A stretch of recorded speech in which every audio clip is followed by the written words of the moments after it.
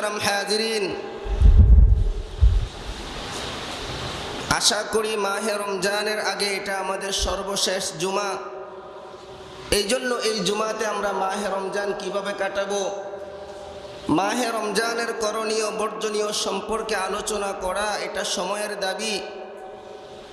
কারণ মাহে রমজান হলো এমন একটা গুরুত্বপূর্ণ মাস, যে মাসে আল্লাহ রব্বুল আলামিন অগণিত বান্দাকে জাহান্নাম থেকে মুক্তির ব্যবস্থা করেন। মাহে রমজান হলো এমন একটা মাস, যে মাসে আল্লাহ রব্বুল আলামিন এক একটি নফল ইবাদতের সওয়াব ওয়াজিব সমপরিমাণ দান করেন। এক একটি ওয়াজিবের সওয়াব ফরজের সমপরিমাণ দান করেন। এক একটি ফরজ ইবাদতের সওয়াব ৭০টি ফরজ ইবাদতের সমপরিমাণ সওয়াব আল্লাহ তাআলা তার আমলনামার মধ্যে দান করেন। এই জন্য এই মাসকে অবহেলা করা, এই মাস কোন দিক দিয়ে আসলো, কোথায় চলে গেল, কি করার ছিল, এগুলো মুসলমানের সন্তান যদি বেখবর থাকে, গাফিল থাকে, তো আল্লাহ রব্বুল আলামিনের ভাষায় রসুলের আমিন বলার দ্বারা ওই বান্দাটা ক্ষতিগ্রস্ত হয়ে যাবে, ধ্বংস হয়ে যাবে। এই জন্য আল্লাহ রব্বুল আলামিন কোরআনে কারীমের সূরা বাকারার 183 নম্বর আয়াতের মধ্যে বলেন, ইয়া আইয়ুহাল্লাযীনা আমানু কুতিবা আলাইকুমুস সিয়াম কামা কুতিবা আলাল্লাযীনা মিন ক্বাবলিকুম লাআল্লাকুম তাত্তাকুন। আমি আল্লাহ রব্বুল আলামিন তোমাদের উপর রোজাকে ফরজ করে দিয়েছি, যেভাবে তোমাদের পূর্ববর্তী সম্প্রদায়ের উপর আমি আল্লাহ তাআলা রোজাকে ফরজ করে দিয়েছি। রোজা কেন দিয়েছি? লাআল্লাকুম তাত্তাকুন, যাতে তোমরা মুত্তাকি হয়ে যেতে পারো। মুত্তাকি এই শব্দটার সাথে আমরা অনেক মুসলমান পরিচিত, কিন্তু এই শব্দের ব্যবহার সম্পর্কে আমরা জানি না। মুত্তাকি শব্দের অর্থ হলো গুনাহ ছেড়ে দিয়ে, মুত্তাকি শব্দের অর্থ হলো গুনাহকে ছেড়ে দেওয়া, ইবাদতের মধ্যে নিমজ্জিত হওয়া, এটাই মুত্তাকি শব্দের অর্থ। আমি গুনাহও করি, ইবাদতও করি, এটার মধ্যে মুত্তাকি শব্দটা ব্যবহার করা অতিটা যুক্তিসঙ্গত নয়। গুনাহ ছেড়ে দেওয়া, ইবাদত সাধ্য অনুযায়ী করা, এটা হলো মুত্তাকি শব্দের পারিভাষিক অর্থ। এই জন্য আল্লাহ রব্বুল আলামিন এই আয়াতের মধ্যে বললেন, রমজান আসার পরে তোমরা মুত্তাকি হয়ে যাও, তার মানে রমজান আসার সাথে সাথে তোমরা গুনাহকে ছেড়ে দাও। রমজান আসার সাথে সাথে কি ছেড়ে দেওয়ার কথা আমাদেরকে বলা হয়েছে? সবাই বলেন, রমজান আসার সাথে সাথে কি ছেড়ে দেওয়ার কথা বলা হয়েছে? যে ব্যক্তি গুনাহ ছেড়ে দিবে সেই মুত্তাকি। যে ব্যক্তি গুনাহ করে, নামাজও পড়ে, রসুলের ভাষায় সে মুত্তাকি নয়। যে গুনাহ ছেড়ে দিল, পরহেজগারি অবলম্বন করলো, শয়তানের পদাঙ্ক অনুসরণ থেকে বিরত থাকলো, শরীয়তের পরিভাষায় তাকেই মুত্তাকি বলা হয়। এই জন্য রসুল করিম সাল্লাল্লাহু আলাইহি ওয়াসাল্লাম মুসলিম শরীফের 16 নম্বর হাদিসে, বুখারী শরীফের 86 নম্বর হাদিসের মধ্যে রসুল বলেন, বুনিয়াল ইসলামু আলা খামসিন শাহাদাতি আল্লা ইলাহা ইল্লাল্লাহ। রসুল করিম সাল্লাল্লাহু আলাইহি ওয়াসাল্লাম বলেন, ইসলামকে 5টি জিনিসের উপরে ভিত্তি স্থাপন করা হয়েছে। ইসলামের ভিত্তি হলো 5টি। 1 নম্বর হলো শাহাদাতু আল্লা ইলাহা ইল্লাল্লাহ, আল্লাহ যে একজন এটার সাক্ষ্য দেওয়া। ওয়া আন্না মুহাম্মাদার রাসূলুল্লাহ, মুহাম্মদ হলো আল্লাহ তাআলার রাসূল। ওয়া ইকামিস সালাহ, নামাজ কায়েম করা। ওয়া ইতাইজ যাকাত, যাকাত পরিশোধ করা। ওয়াল হজ্জ ওয়া সাওমি রমাদান, সাধ্য অনুযায়ী হজকে ইবাদত হিসাবে পালন করা এবং রমজান মাসে রোজা রাখা। মুহতারাম হাজিরিন, বলেন তো, রোজা রাখা এটা কি নফল ইবাদত না ফরজ ইবাদত? সবাই বলেন, রোজা রাখা নফল ইবাদত না ফরজ ইবাদত? ফরজ ইবাদত। তাহলে রোজা যদি ফরজ হয়ে থাকে, মাহে রমজান আসলে রোজা ফরজ হয়, এটা রোজা রাখা যেভাবে ফরজ, মাহে রমজান আসলেও গুনাহ ছেড়ে দেওয়া বান্দার উপর ফরজ হয়ে যায়। আমার কথাটা বুঝছেন আপনারা? মাহে রমজান আসলে রোজা রাখা ফরজ না নফল? সবাই বলেন, মাহে রমজান আসলে রোজা রাখা ফরজ না নফল? ফরজ।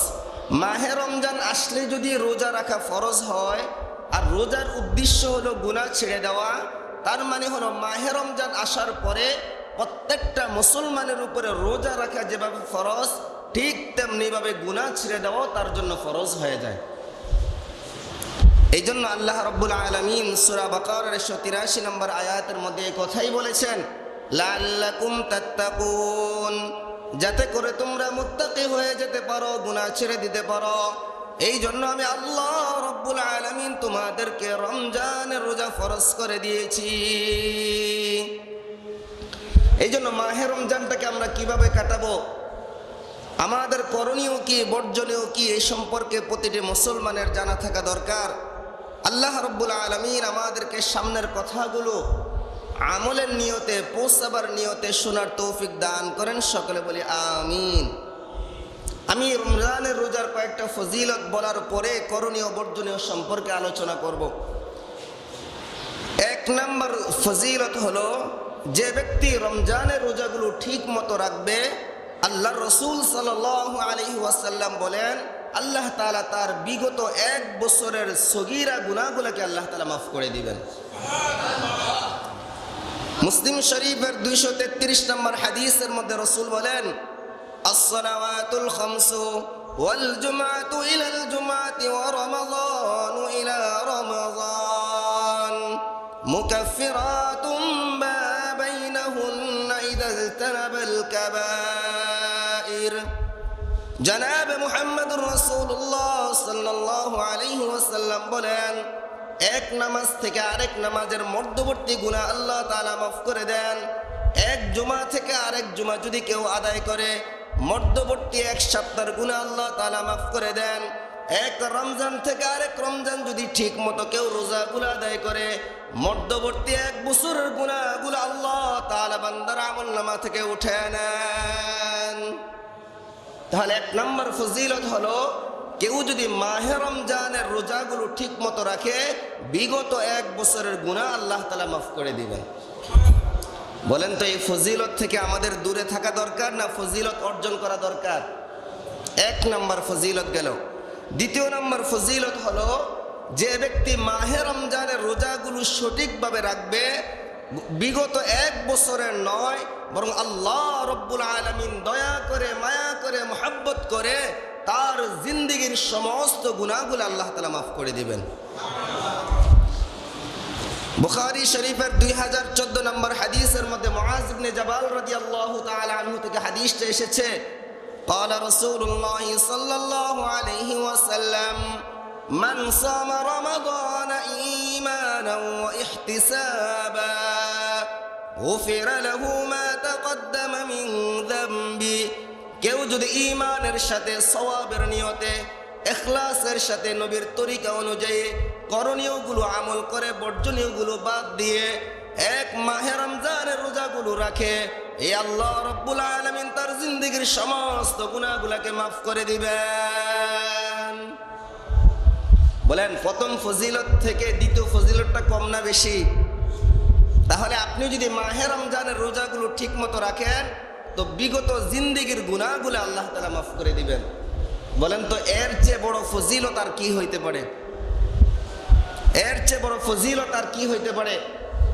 আমাদের দেশে যদি কোনো কোম্পানি অফার করে, 1 দিন সময় দিলাম, এই দিনে যদি কেউ আমাদের শপিং মল থেকে বাজার সদাই করে, তো সামনের 1 বছরের বাজার তাকে অফার হিসাবে, ফ্রি হিসাবে দেওয়া হবে।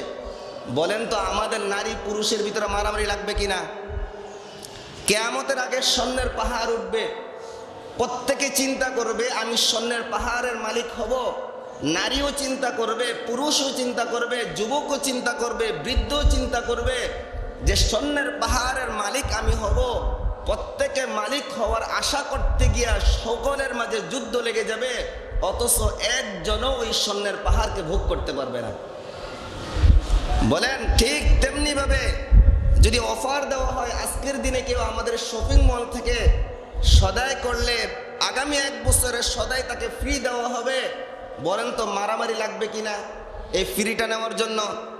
অথচ আল্লাহর হাবিব জনাবে মুহাম্মদুর রাসূলুল্লাহ সাল্লাল্লাহু আলাইহি ওয়াসাল্লাম বলেন, মাহে রমজান পাওয়ার পরে তুমি মাহে রমজানের রোজাগুলো ঠিক মতো রাখো, আল্লাহ রব্বুল আলামিন তোমার বিগত জিন্দেগীর গুনাহগুলোকে আল্লাহ তাআলা মাফ করে দিবেন। বলেন তো মুসলমানের সন্তান কি অফার নিছে না এই অফার থেকে গাফেল হয়ে আছে?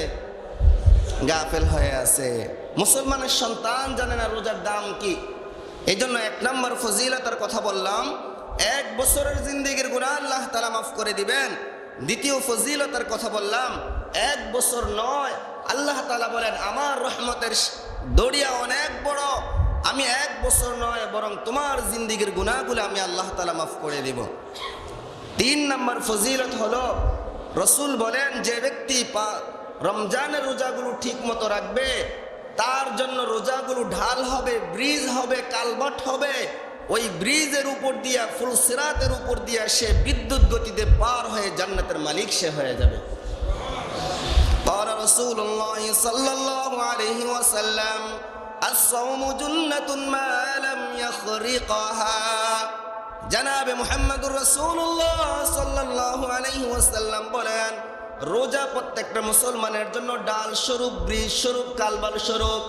মুসলমান যেমন নদীর উপর দিয়া, সাগরের উপর দিয়া, খালের উপর দিয়া, ব্রিজ দিয়া পার হয়ে যায়, কোন মুসলমান যদি 1 মাসের রোজাগুলো ঠিক মতো রাখে আল্লাহ রাব্বুল আলামিন কুদরতিভাবে তাকে জাহান্নামের উপর দিয়ে আল্লাহ তাআলা তাকে পার করে দেওয়ার ব্যবস্থা করে দিবেন। কয়টা ফজিলত পাইছেন? কয়টা বলেন তো? আর কি দরকার আছে? আর দরকার আছে কিনা? তারপর আমি আরো কয়েকটা ফজিলতের কথা আপনাদেরকে শোনাই। 4 নম্বর ফজিলত হলো, যে ব্যক্তি ঠিক মতো রোজা রাখবে কাল কিয়ামতের ময়দানে এই রোজা তাকে সুপারিশ করে নিজ দায়িত্বে জান্নাত পর্যন্ত পৌঁছায় দিবে। মুসনাদ আহমদের মধ্যে 6628 নম্বর হাদিসের মধ্যে সাহাল ইবনে সাদ আস-সাঈদী রাদিয়াল্লাহু তাআলা আনহু থেকে হাদিসটা এসেছে, قال رسول الله صلى الله عليه وسلم الصيام والقرآن يشفعان للعبد يوم القيامة। রাসূল বলেন, রোজা এবং কোরআন এই দুটা কাল কিয়ামতের ময়দানে বান্দার জন্য সুপারিশ করবে। রাসূল এটাও বলেন, কোন বান্দার জন্য যদি রোজা সুপারিশ করে, কোন বান্দার জন্য যদি কোরআন সুপারিশ করে, আল্লাহ রাব্বুল আলামিন ওই বান্দার সুপারিশকে গ্রহণ করে নেবেন। এই জন্য মুহতারাম হাজিরিন, রোজা এবং কোরআন এই দুইটা একত্রে কোন মাসে আল্লাহ তাআলা দিয়েছেন? সবাই বলেন, রোজা এবং কোরআন এই দুইটা কোন মাসে একত্রে আল্লাহ তাআলা দিয়েছেন? রমজান মাসে, জানুয়ারি মাসে, মুহররম মাসে, রজব মাসে, শাবান মাসে, না কোন মাসে? রমজান মাসে আল্লাহ তাআলা রোজা এবং কোরআন দিয়েছেন। এই জন্য কোনো বান্দা যদি মাহে রমজানে দিনের বেলা রোজা রাখে, রাতের বেলা যদি তাহাজ্জুদ পড়ে, রাতের বেলা যদি তারাবির নামাজের মধ্যে কোরআন পড়ে, রাসূল বলেন তোমার দিনের বেলা রোজা, তোমার রাতের বেলা তারাবি, তাহাজ্জুদ, কোরআন তেলাওয়াত এই দুইটা তোমাকে সুপারিশ করে নিজ জিম্মাদারিতে জান্নাত পর্যন্ত পৌঁছায় দিবে। বলেন তো, রমজান মাসে কি রোজা রাখা দরকার আছে কিনা? ফরজ মনে করে না নফল মনে করে? কোরআন পড়া দরকার আছে কিনা? ফরজ মনে করে না নফল মনে করে? ফরজ মনে করে। কথা তো আপনারা স্বীকার করলেন, অথচ বাস্তবে তো আপনারা করেন না। এই জন্য এই মাসের নামটা হলো কোরআনের মাস। সবাই বলেন, মাহে রমজানের নামটা কি? কোরআনের মাস। এই মাসের নাম হলো মাহে রমজান, পরিচয় হলো কোরআনের মাস। সূরা বাকারার 185 নম্বর আয়াতের মধ্যে আল্লাহ তাআলা বলেন, শাহরু রমাদানাল্লাযী উনজিলা ফীহিল কুরআন। এই মাসের নাম হলো শাহরু রমাদান, এই মাসের নামটা হলো রমাদান। উনজিলা ফীহিল কুরআন, এই মাসের মধ্যে আল্লাহ রাব্বুল আলামিন কোরআন নাজিল করে দিয়েছেন। বলেন তো মুহতারাম হাজিরিন, দুনিয়াতে আমাদের ভিজিটিং কার্ড থাকে কিনা? সবাই বলেন, ভিজিটিং কার্ড থাকে কিনা? যে কেউ ভিজিটিং কার্ড বানাইতে পারে কিনা? কিন্তু সকলের ভিজিটিং কার্ড কি সকলের কাছে গ্রহণযোগ্য হয় কিনা? একটা রিক্সাওয়ালা যদি চায় আমি ভিজিটিং কার্ড বানাবো, সরকার তাকে নিষেধ করবে? কিন্তু এই ভিজিটিং কার্ড যদি সে সরকারি কোনো দপ্তরে দেখায়, সেটা গ্রহণযোগ্য হবে? গ্রহণযোগ্য হবে না। গ্রহণযোগ্য হওয়ার জন্য গ্রহণযোগ্যতার মানদণ্ডে তোমাকে কার্ড বানাইতে হবে। তাহলে তোমার এই কার্ড তুমি যেখানে দেখাইবা সেখানে শো করবে, তোমার এই কার্ডের ফলাফল তুমি পাইবা। মাহে রমজানের দিনের বেলা যদি তুমি রোজা রাখো, রাতের বেলা যদি তারাবির মধ্যে কোরআন তেলাওয়াত পড়ো, তোমার এই কার্ডের গ্রহণযোগ্যতা বাড়বে। এই কার্ড তুমি কবরে দেখাইবা, আল্লাহ রাব্বুল আলামিন কবরে আযাব থেকে তোমাকে হেফাজত করবে।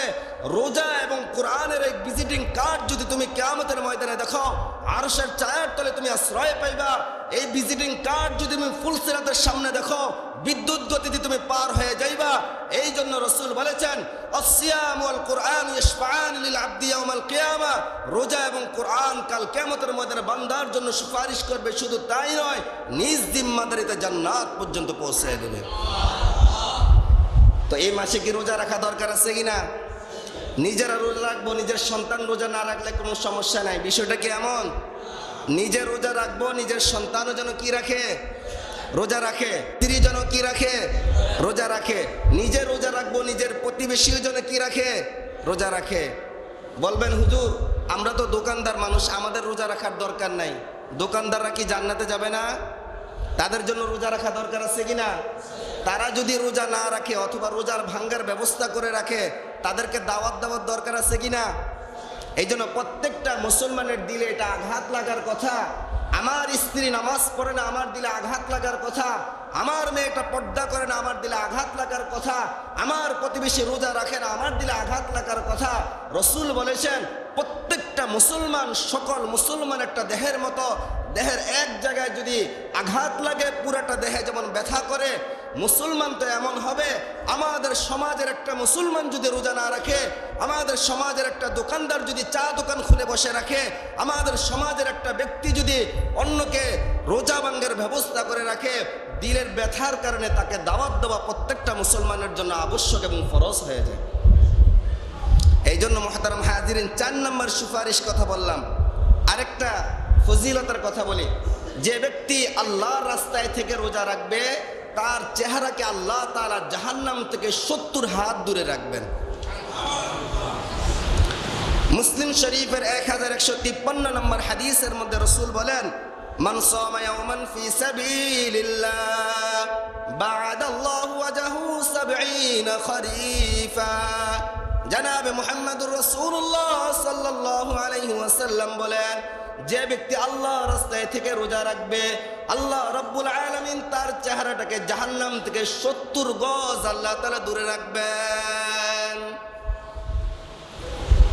এই জন্য যদি এই মাসের ভিতরে যদি দাওয়াতি কাজে অংশগ্রহণ করতে পারেন, সবচেয়ে ভালো। দাওয়াতি কাজ আপনি যে পদ্ধতিতে করেন, চিল্লাই হিসাবে করতে পারেন, অথবা আপনার জায়গা থেকে আপনি করতে পারেন। আপনি একজন ড্রাইভার, প্যাসেঞ্জারকে আপনি দাওয়াত দিতে পারেন, এটাও দাওয়াতি কাজ। আপনি বক্তা, সুকথা বলে, কোরআন ও হাদিসের কথা বলে, হক কথা বলে মানুষকে দাওয়াত দেবেন, এটাও তো দাওয়াত ও তাবলীগের কাজ।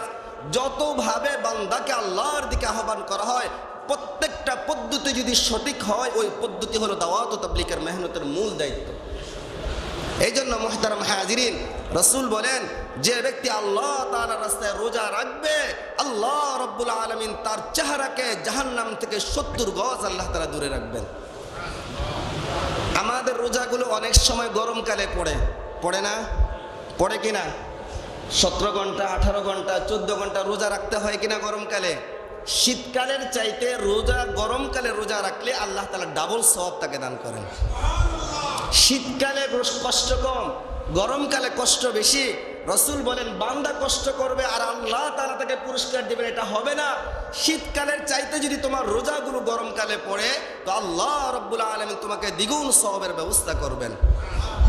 রাসূল করিম মুস্তাদরাক হাকিম আন-নাইসাবুরি 405 হিজরিতে ওনার ইন্তেকাল। ওই কিতাবের মধ্যে উনি লিখেছেন, قال رسول الله صلى الله عليه وسلم من عطش, তিনি বলেন, মান আতাশা নাফসাহু ফি ইয়াউমিন সাইফিন সাকাহু আল্লাহু ইয়াওমাল আতশি।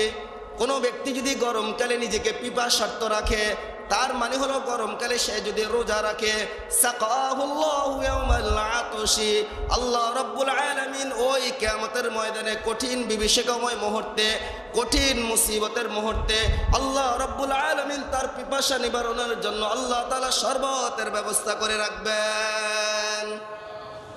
তাহলে রোজা, গরমকালে রোজা আমাদের সন্তানরা রাখে না। আমার মেয়েটার বয়স হয়ে গেছে 17-18 বছর, ছেলেটার 20 বছর হয়েছে, আহারে গরম পড়ছে দেখা বাবা বলে তোমার চেহারা নষ্ট হয়ে যাবে, তোমার রোজা রাখার দরকার নাই। মেয়েটার কোচিং থাকে, তুমি আসা যাওয়া করতে যদি পানি না খাইতে পারো, পানির শূন্যতায় তুমি পড়বা, তোমার রোজা রাখার দরকার নাই। এই কথাগুলো বলে আমাদের সন্তানকে আমরা রোজা থেকে দূরে রাখি। আমাদের সন্তানগুলোকে এই বছরে, এই জীবনে মুহূর্তগুলোতে রোজা রাখা দূরে থাকার কারণে সে যখন প্রাপ্তবয়স্ক হয়ে যায়, তার বয়স 40-50 বছর হলেও সে ওই ব্যক্তি রোজা রাখে না, কারণ রোজা না রাখার অভ্যাস তার বাবা তার ছোটবেলায় তৈরি করে দিয়েছে। এই জন্য মুহতারাম হাজিরিন, আজকে যদি আপনার সন্তানকে আপনি রোজা থেকে দূরে রাখেন, আপনি দুনিয়া থেকে চলে যাবেন, কিন্তু আপনার সন্তান আর কোনোদিন রোজা রাখার সাহস করবে না। মানুষ একটা কথা বলে না, যেটা হয় এটা 9 বছরে হয়, আর যেটা হয় না এটা 90 বছরও। কথাটা মানি আছে। মুরব্বীরা যে ধরনের কথাগুলো বলে, এগুলো কোরআন হাদিসের কথা না, কিন্তু তারা তাদের জীবনে 40, 50, 60, 70 বছরের অভিজ্ঞতা থেকে একটা কথা বলে। আপনার যে সন্তান ভালো হবে এটা ছোটবেলা থেকেই প্রমাণ পাওয়া যায়, আর যেটা এটা দুষ্ট প্রকৃতির হয় এটারও প্রমাণ পাওয়া যায়। এই জন্য আপনার সন্তানকে যদি আপনি গুনাহের মধ্যে লিপ্ত করেন, আপনি রোজার বেলা চা দোকান থেকে বিড়ি আনবেন কেমনে, মানুষ দেখলে কি করবো, আপনার সন্তানকে দিয়ে বিড়ি আইনা ঘরে বিড়ি খাইতেছেন, এমন বাবা মা দুনিয়াতে আছে কিনা? বলেন না, আছে কিনা? আছে। এমন অনেক বাবা মা দুনিয়াতে আছে, তারা সন্তানকে সামনে নিয়ে উলঙ্গ ছবি দেখে, আছে কিনা? এই চা দোকানগুলোতে যে আপনার ছবি চলে, ওখানে ছবির মধ্যে যে কত ধরনের কথাবার্তা বলে, যেগুলো তো মুখ দিয়ে বলা এটা আমার জন্য পাপ হবে, অথচ ছোট বাচ্চাদেরকে সাথে করে নিয়ে বাবা ওই উলঙ্গ ছবিগুলো দেখতেছে, যেখানে এমন পরিমাণে কথাবার্তা হয় যেগুলো মানুষকে পরকীয়া লিপ্ত করে দেয়, জিনাহের মধ্যে লিপ্ত করে। আপনার মুখে সাদা দাড়ি, আপনার বয়স 75, 60 হয়ে গেছে, 80 হয়ে গেছে, আপনি উলঙ্গ ছবি দেখেন, আপনার লজ্জা শরম থাকার কথা ছিল। আপনার সন্তানের সামনে এগুলো দেখতেছেন, আপনার সন্তান যখন দেখে, বাবা মা তো দেখে, তো আমার মোবাইলে দেখতে সমস্যা কি? আজকে যদি আপনি এগুলো না করতেন, আপনার সন্তান কি পাইতো না? সাহস পাইতো না। এই জন্য দেখবেন যে সমস্ত বাবা মারা অন্যায় করে খুব কম বিড়ি খায় না, তাদের সন্তানগুলো বিড়ি খাইতে অনেক চিন্তা ভাবনা করে বিড়ি খায়, বাবা মার সামনে কখনো বিড়ি খায় না। অনেক সন্তানকে দেখবেন বাবার সামনে বিড়ি খাইতেছে, কেন? তার বাবাও তার সামনে বিড়ি খায়। আর মাহে রমজান আসতেছে, বিড়ি তো হলো শুকনা জিনিস, এটা খাইলে তো কি ভাঙ্গে না? রোজা ভাঙ্গে না। কি খায় না? কি ভাঙ্গে না? রোজা ভাঙ্গে না। তো অনেকে চিন্তা করছে, হুজুর রোজা তো হয়তো রোববার থেকে শুরু হবে, শনিবার থেকে যদি রাত্রে তারাবি হয়, সেহরি হয়, রোববার থেকে তো কি থাকবে, আমাদের রোজা থাকবে, তো দিনের বেলা তো খাইতে পারবো না, আজকে আর কালকে সময় আছে, আকিস বিড়ি একদম 1 কার্টুন নিয়ে আসবো, সারাদিন বসে বসে বিড়ি খাবো। এমন অনেক মুসল্লি আছে, কথা কি বুঝছেন? অনেক মুসল্লি আছে, কয় না, আরে ভাই আর 2 দিন আছে, খায়ালো যা পরস, তো আর 2 দিন আছে, এই 2 দিনের ভিতরে কেউ বিড়ি খায়, কেউ দুধ খায়, কেউ ট্যাবলেট খায়, কেউ মধু খায়, কেউ মুতো খায়। আমাদের কথার মধ্যে আছে না এই বিষয়গুলো? আছে কি না? যে আর 2 দিন আছে, যা পারস খেয়ালো, 1 মাস তো খাইতে পারবি না। এই কথা বিভিন্নভাবে মানুষ নিজের ভিতরে বাস্তবায়ন করে। এই 1.5 দিনের ভিতরে কেউ বিড়ি খায় ইচ্ছা মতো, কেউ দুধ খায়, কেউ মধু খায়, কেউ মুতো খায়। আল্লাহ রব্বুল আলামিন আমাদের সকলকে কথাগুলো বোঝে সে অনুযায়ী আমল করার তৌফিক দান করেন, সকলে বলে আমিন।